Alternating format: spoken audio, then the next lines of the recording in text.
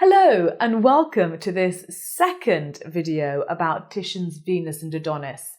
In this video, we're going to look at how Titian has really cleverly, essentially, and comprised an entire story into a single scene, and in doing so has made a work that is utterly tragic, but of course also really rather sexy. So first of all, let's go to the left-hand side of the painting. And here we have Cupid, who is still asleep. This is where Venus and Adonis have just spent the night, but they've clearly had a night of passion. And I say clearly because beneath them is this overturned vase pointing to this section of the painting. And where you have an overturned vase, you have connotations to sort of unbridled sensuality and perhaps a little bit of moral depravity. And I do have to say, is it okay for Venus to be entertaining her lovers in front of her son? I don't know. So you may think, well, actually, does Titian need to include the figure of Cupid at all?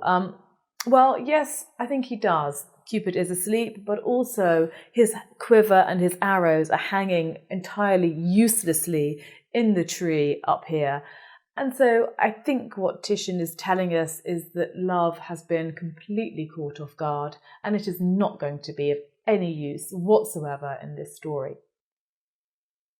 Then we come to the central figures of Venus and Adonis.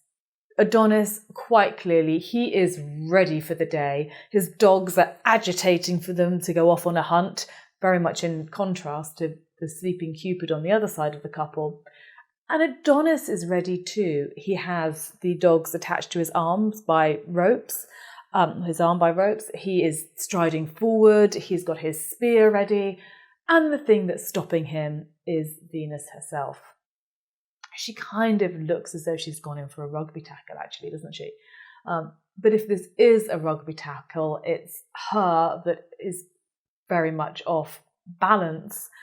And I think she's off balance both literally and metaphorically. She's lost all of her power over Adonis here.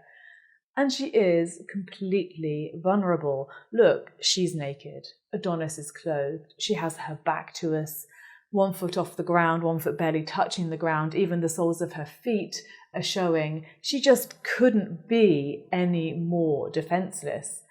Even in her gaze, this steely goddess gaze, which is full of foreboding, even there is just this tinge of vulnerability as well.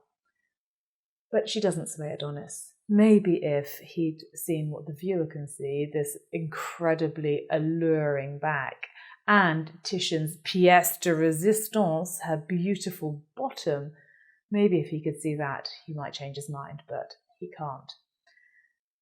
So the bottom. Titian has done here what he also did in Danae. He's used the power of touch, the thought of touch, to emphasize what must have been the most erotic and sensual part of the painting. It was very unusual to see a seated bottom from behind, so this slight squish was apparently, in the 16th century, extraordinarily erotic.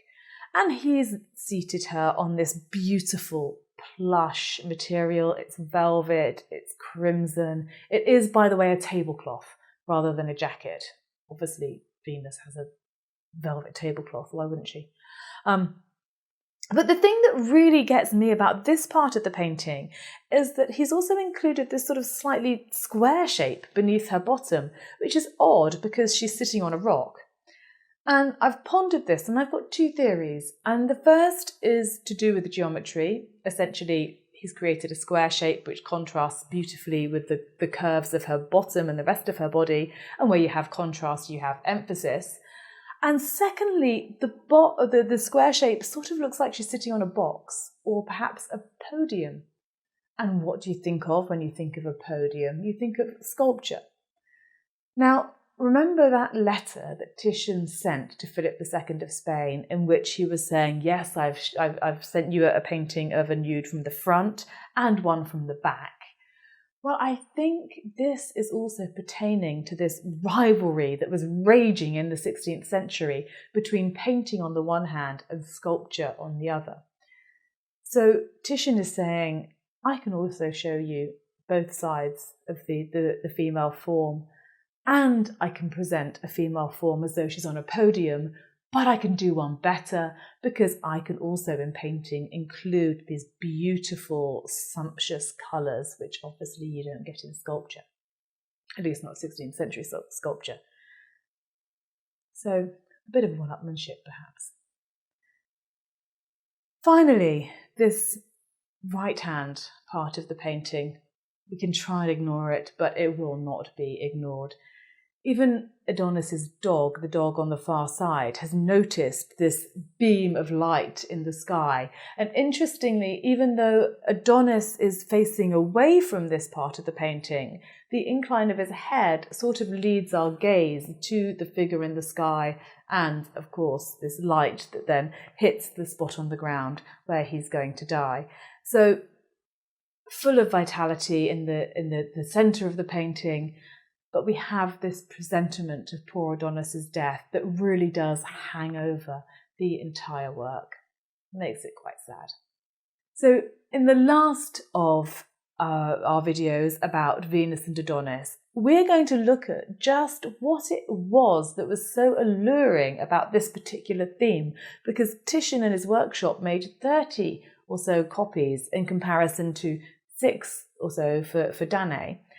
And we're going to discuss why there might be a French art dealer out there who is still feeling pretty sore. Until next time, bye-bye.